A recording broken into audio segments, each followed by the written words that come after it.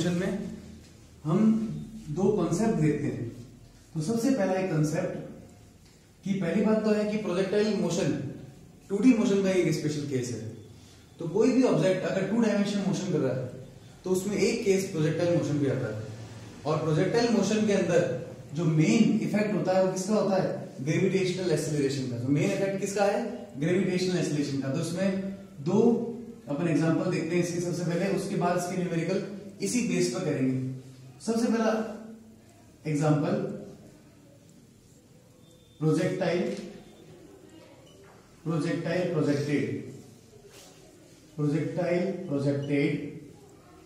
and horizontal component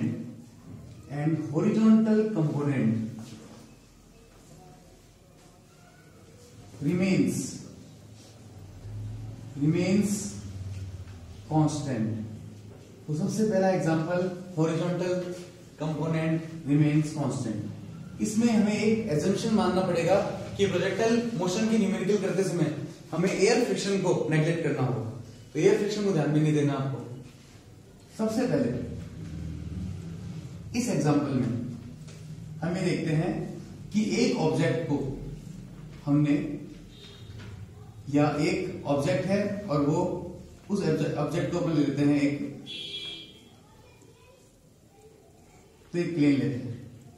इस plane में से एक बॉक्स को ड्रॉप करना है और इस प्लेन की हम मानते हैं इसकी वेलोसिटी कांस्टेंट वेलोसिटी है और v वेलोसिटी से प्लेन उड़ रहा है। तो इस समय प्रोजेक्टाइल का फिर मैं बताता हूं आपको बात। प्रोजेक्टाइल के समय हमें एयर फ्रिक्शन को नेग्लेक्ट करना है और इस समय जब ये प्लेन कांस्टेंट वेलोसिटी से मूव कर रहा है और इस प्लेन से एक बॉक्स ड्रॉप होता है, तो इस प्लेन से हम एक बॉक्स को ड्रॉप करते हैं तो बॉक्स सीधा नीचे गिर जाएगा। फर्स्ट केस यह बॉक्स ये मोशन करेगा। तो पहली बात है कि इनिशियल वेलोसिटी जो बॉक्स इस प्लेन के अंदर था तो उसके पास वेलोसिटी कितनी थी? v। कौन सी डायरेक्शन में थी? x डायरेक्शन में। इसका मतलब बॉक्स के पास अभी भी कौन सी वेलोसिटी है? v। कौन सी डायरेक्शन में? x डायरेक्शन में। और लेकिन अब इसके पास एक कंपोनेंट और आ गया। कौन सा कंपोनेंट आ गया? Vertical component. और वो वर्टिकल कंपोनेंट क्यों आया? Due to gravitational acceleration. तो इस बॉक्स के पास जो पहले ये प्लेन के साथ मोशन में था, अब प्लेन से इसको ड्रॉप कर दिया, तो बताओ ये बॉक्स सीधा नीचे गिर जाएगा या इस पॉइंट पे नीचे गिरेगा? तो जनरल कॉमन सेंस से बोलेंगे सर डायरेक्ट नीचे गिरेगा, लेकिन इसके पास x कंपोनेंट में वेलोसिटी v है और नीचे की तरफ ग्रेविटेशनल एक्सेलरेशन कौन एक्ट कर रहा है? g। तो इसके पास दो कंपोनेंट हो गए, एक तो x डायरेक्शन में और एक y डायरेक्शन में। तो हम निकालेंगे कि इसका x डायरेक्शन में कंपोनेंट क्या होगा। ओके, तो x डायरेक्शन में initial velocity in x direction, initial velocity is v।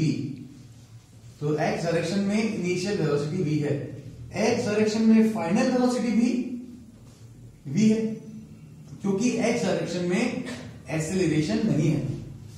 अब अपन बात करते हैं y डायरेक्शन की। y डायरेक्शन में इनिशियल वेलोसिटी 0 है, y डायरेक्शन में एक्सेलरेशन g है, y डायरेक्शन में फाइनल वेलोसिटी क्या होगी? तो फॉर्मूला क्या है? u plus at v equals to U Y. Initial velocity 0, a equals to g t। तो y डायरेक्शन में जो कंपोनेंट ऑफ वेलोसिटी होगा वो कितना होगा? gt। इसका मतलब इस ऑब्जेक्ट के पास दो कंपोनेंट हैं, x डायरेक्शन में और y डायरेक्शन में। ओके, तो हम जब इसको ड्रॉप करते हैं तो क्या इफेक्ट हमें देखने को मिलेगा? हमें देखने को मिलेगा ये ऑब्जेक्ट कुछ समय बाद यहां आएगा। अभी भी इसके पास x कंपोनेंट ऑफ वेलोसिटी कितनी है? v। Okay, x component of velocity हमेशा क्या रहता है? v। ओके, जब ये बॉक्स इस पॉइंट पर आएगा तब भी इसका x कंपोनेंट ऑफ वेलोसिटी अभी भी क्या है? v। तो आप देखिए हॉरिजॉन्टल कंपोनेंट क्या रह रहा है इसका? कांस्टेंट। वर्टिकल कंपोनेंट क्या हो रहा है इसका, चेंज। ठीक है, अब हम देखते हैं एक बात यहां पर बहुत इंपॉर्टेंट है कि अब साथ साथ में ये प्लेन भी तो मोशन में है। अब जिस समय ये बॉक्स यहां पर है उस समय प्लेन की पोजीशन क्या होगी, ये बहुत स्पेशल बात है कि ये प्लेन की पोजीशन भी उस समय यही होगी, क्योंकि प्लेन की वेलोसिटी भी कितनी है v और इसकी वेलोसिटी भी कितनी है v। लेकिन इस केस में हम एयर फ्रिक्शन को नेग्लेक्ट ले रहे हैं, इसलिए ये चीज हमें देखने को मिलेगी। अब उस समय बाद प्लेन कहां पहुंच गया, इस पोजीशन पे, तो हम देखेंगे एग्जैक्ट इस समय पर प्लेन यहां है और एग्जैक्ट ये बॉक्स इसके नीचे होगा। तो हम ये देख रहे हैं कि इसकी हॉरिजॉन्टल कंपोनेंट को कोई फर्क नहीं पड़ रहा कि वर्टिकल कंपोनेंट कैसे चेंज हो रहा है। वर्टिकल कंपोनेंट देखो टाइम के साथ लगातार इंक्रीज हो रहा है, लेकिन हॉरिजॉन्टल कंपोनेंट अभी भी क्या है, v। तो ये दो आपको पॉइंट याद रखने हैं, हॉरिजॉन्टल कंपोनेंट रिमेन कांस्टेंट, इसका मतलब एक कंपोनेंट दूसरे कंपोनेंट पे डिपेंड नहीं करता है। तो हम vy एक अलग कंपोनेंट है और vx एक अलग कंपोनेंट है विच इज v। तो कभी भी न्यूमेरिकल में हमें टोटल वेलोसिटी निकालनी है तो हम x कंपोनेंट अलग से निकालेंगे, y कंपोनेंट अलग से निकालेंगे और टोटल वेलोसिटी के लिए क्या करेंगे, root vx square plus vy square. तो अलग अलग ले सकते हैं। तो हम इसको ये भी कह सकते हैं कि प्रोजेक्टाइल मोशन दो अलग अलग तरह के 1D मोशन का एक कॉम्बिनेशन है। ठीक, अब इसी का next example projectile projected when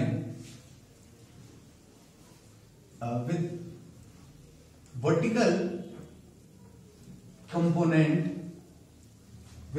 component remains constant, vertical component remains constant। इस बार ये एग्जांपल है वर्टिकल कंपोनेंट के लिए, तो हमने इसके लिए एक एग्जांपल लेंगे और दो बॉल कंसीडर करेंगे। एक बॉल है बॉल नंबर ए और एक बॉल है ball number B. Ball number A को हमने फ्री फॉल के हिसाब से डायरेक्ट ड्रॉप कर दिया नीचे, कोई एक्स डायरेक्शन में बिना एक्सेलरेशन करके फ्री फॉल के हिसाब से हमने डायरेक्ट इस बॉल को रिलीज कर दिया। तो इसकी पोजीशन क्या होगी, इसका पाथ क्या होगा,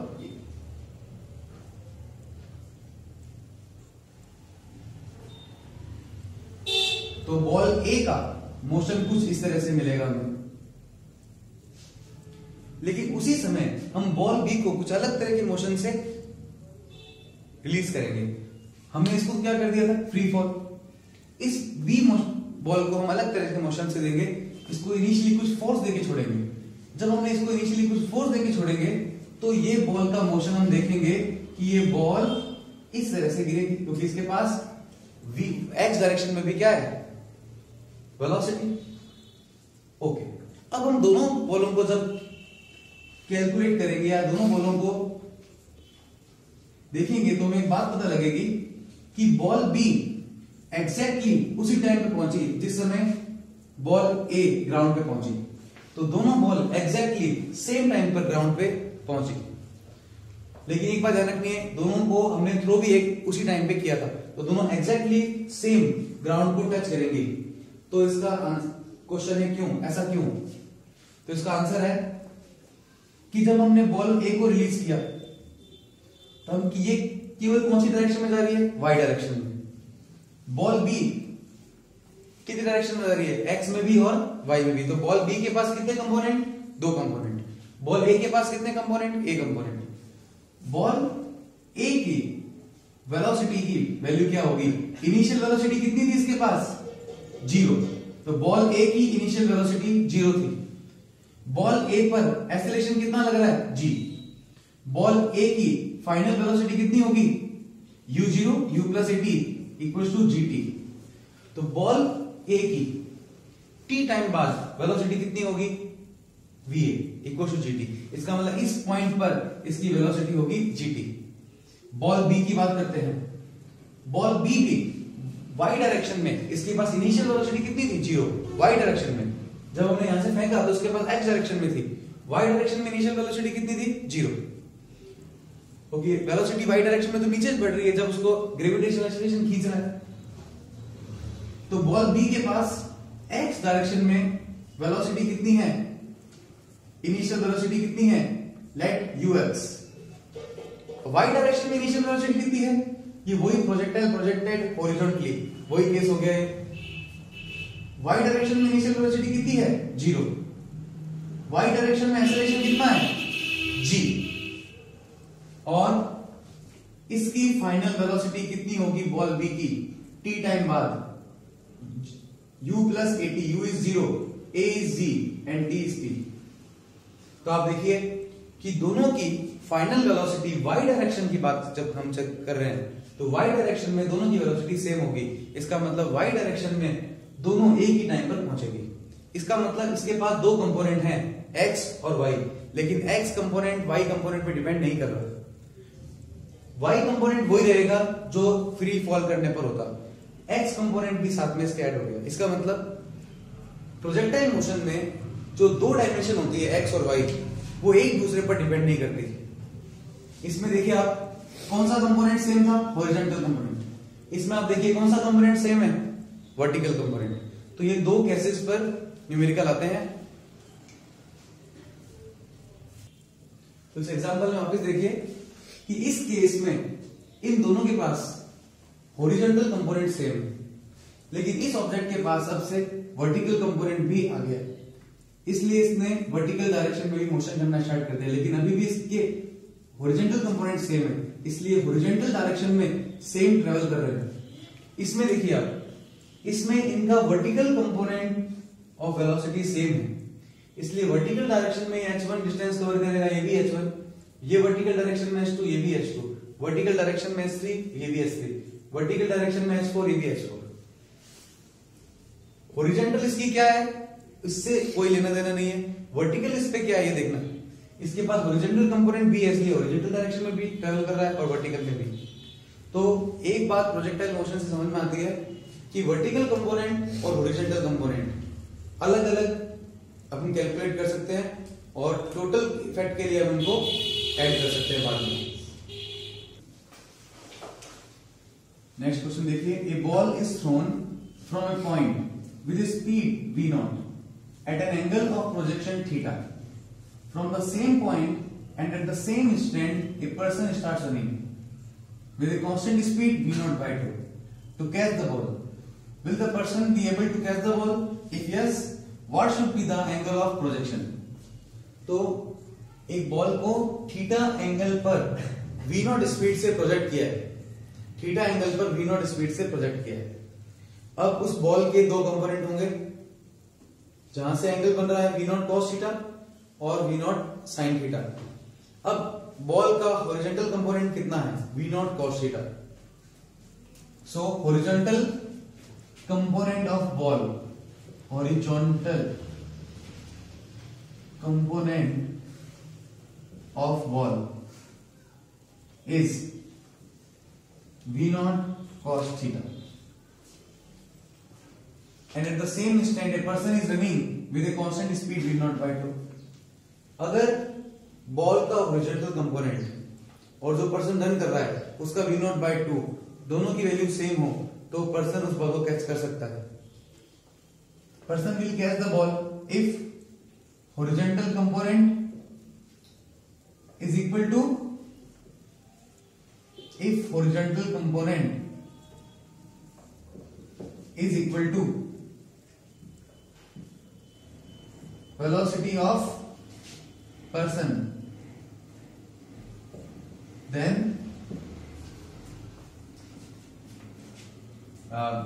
the person will catch the ball. Then the person will catch the ball. So v naught cos theta should equal to v naught by 2. तो हॉरिजॉन्टल कंपोनेंट है जो वेलोसिटी का, वो v naught by 2 पर्सन की velocity के equal होना चाहिए। यहां से v naught से v naught कैंसिल और cos theta equals to 1 by 2, theta equals to 60 degree. So correct answer is A. Next concept ये है कि हम किसी ऑब्जेक्ट को किसी पॉइंट से वर्टिकल कितना ऊंचा फेंक सकते हैं अगर हमें उसकी मैक्सिमम हॉरिजॉन्टल रेंज दी हुई हो। तो relation between maximum vertical height मतलब जिस पॉइंट पे आप खड़े हैं उस पॉइंट से डायरेक्ट स्ट्रेट ऊपर आप कितना ऊंचा फेंक सकते हो अगर आपकी हॉरिजॉन्टल रेंज आपको गिवन है। तो relation between maximum vertical height and maximum horizontal range. Maximum height while projectile motion, जब हम बॉल को यहां से ऊपर फेंक रहे हैं तो ये हाइट क्या होगी, इसका फॉर्मूला होता है u square sine square theta upon 2g। लेकिन हम जब बॉल को वर्टिकली ऊपर फेंकेंगे तो ये एंगल कितना हो जाएगा 90 डिग्री और मैक्सिमम वर्टिकल हाइट कितनी हो जाएगी u square upon 2g। Horizontal range का formula u square sine theta upon g और मैक्सिमम हॉरिजॉन्टल रेंज के लिए हम किसी ऑब्जेक्ट को जमीन से 45 डिग्री एंगल पर फेंकते हैं। तो 45 डिग्री पर साइन 91 और ये u स्क्वायर अपॉन g। अब इस फॉर्मूले में u स्क्वायर अपॉन g की जगह हम लिख सकते हैं r मैक्सिमम। तो ये दोनों में रिलेशन आ गया h maximum equals to r maximum by 2। This is the relation between horizontal range and maximum vertical height. Next question देखिए, a boy can throw a stone up to a maximum height of 10 meter. The maximum horizontal distance that the boy can throw the same stone up to will be। तो देखो इस question को देख के ये नहीं पता लग रहा है कि क्वेश्चन प्रोजेक्टाइल मोशन का है या नहीं है, क्योंकि इसमें किसी एंगल पे बॉल को फेंका है ये बात नहीं हो रही है। तो ये कह रहा है केवल कि बॉल को या स्टोन को मैक्सिमम हाइट पर फेंक रहा है। तो मैक्सिमम हाइट पे कितना फेंक सकता है 10 मीटर। तो मैक्सिमम हॉरिजॉन्टल रेंज कितनी होगी 20 मीटर, तो उसका दुगना। हॉरिजॉन्टल रेंज हमेशा मैक्सिमम हाइट की दुगनी होती है, डबल होती है। तो ये आ जाएगा आंसर 20 मीटर। अब एक टॉपिक ये है प्रोजेक्टाइल में ही कि हम किसी प्रोजेक्टाइल को अगर किसी थीटा एंगल से फेंकते हैं तो अगर और वो एक हॉरिजॉन्टल रेंज कवर करता है r, तो वो सेम हॉरिजॉन्टल रेंज कवर करेगा अगर हम उसे 90 माइनस थीटा पे फेंकेंगे। देखो 90 माइनस थीटा पे फेंकने में भी वो सेम हॉरिजॉन्टल रेंज कवर करेगा। इसका एग्जांपल है कि अगर तो ये हम मानते हैं कि ये एंगल है टोटल 90, तो ये एंगल कितना बन जाएगा 90 माइनस थीटा। इसका मतलब अगर थीटा पे हॉरिजॉन्टल रेंज इसकी r है तो 90 माइनस थीटा पे भी हॉरिजॉन्टल रेंज कितनी होगी इसकी r होगी। लेकिन तो एक एग्जांपल है जैसे 30 डिग्री पर हम किसी ऑब्जेक्ट को फेंकते हैं और उसके हॉरिजॉन्टल रेंज कवर की r, तो 90 माइनस 30 कितना होगा 60 डिग्री। 60 डिग्री पे भी वो सेम हॉरिजॉन्टल रेंज कवर करेगा। लेकिन इस डिस्टेंस को कवर करने में दोनों के टाइम अलग अलग लगेंगे। टाइम अलग अलग इसलिए लगेंगे क्योंकि दोनों का हॉरिजॉन्टल कंपोनेंट ऑफ वेलोसिटी अलग अलग है। इसका कंपोनेंट है v1 cos 30 डिग्री, अगर 30 की बात करें तो उसका है v1 cos 60 डिग्री। तो इसको रेंज टोटल टाइम लगेगा अगर t1 तो इसका टोटल टाइम होगा t2। तो दोनों का टाइम अलग अलग होगा, ये बात आपको याद रखनी है। नेक्स्ट न्यूमेरिकल है, ए projectile can have the same range r for two angles of projection if t1 and t2 of the time of light in the two cases, then the product of the two times of light is directly proportional to 1 upon r square, 1 upon r और r square। तो इस question में projectile की range same बोल रहा है और दो अलग अलग तरह के प्रोजेक्टाइल है जिनकी रेंज सेम है और दोनों के एंगल अलग अलग हैं। तो वही बात बन जाएगी कि मैक्सिमम हॉरिजॉन्टल रेंज के लिए दो एंगल हैं। तो इसके लिए एक अगर एंगल को थीटा एंगल से फेंका एक बॉडी को, तो दूसरे से कितने कौन सा एंगल से प्रोजेक्ट करेंगे 90 माइनस थीटा। तो सबसे पहले फर्स्ट के लिए टाइम ऑफ लाइट वो वही केस है कि सेम हॉरिजॉन्टल रेंज होगी और एंगल एक थीटा तो दूसरा 90 माइनस थीटा। तो एक प्रोजेक्टाइल को हम थीटा एंगल से प्रोजेक्ट करते हैं तो टाइम ऑफ फ्लाइट का फॉर्मूला क्या होता है 2u sin theta upon g। Okay, तो दूसरे वाले प्रोजेक्टाइल को हम 90 माइनस थीटा एंगल से फेंकेंगे। तो इसके लिए फॉर्मूला हो जाएगा 2u sin 90 minus theta upon g, और sin 90 माइनस थीटा हो जाता है हमारे पास cos theta, sin 90 minus theta cos theta upon g। Okay, तो ये हो गया 2u cos theta upon g। Question में कह रहा है कि दोनों टाइम ऑफ फ्लाइट का आपको मल्टीप्लाई करना है, दोनों का प्रोडक्ट चाहिए। t1 multiply t2 equal to 2u sin theta upon g multiply 2u cos theta upon g। Okay, तो इस क्वेश्चन में आप देखिए 2u स्क्वायर साइन थीटा 2 और 2 4, तो हम इसको एक बार 2 इंटू 2 लिख देते हैं। 2 into 2 u square sine theta cos theta upon g square. हमें एक बात याद है कि r की वैल्यू कितनी होती है, तो एक मिनट पहले इसे सॉल्व कर लेते हैं।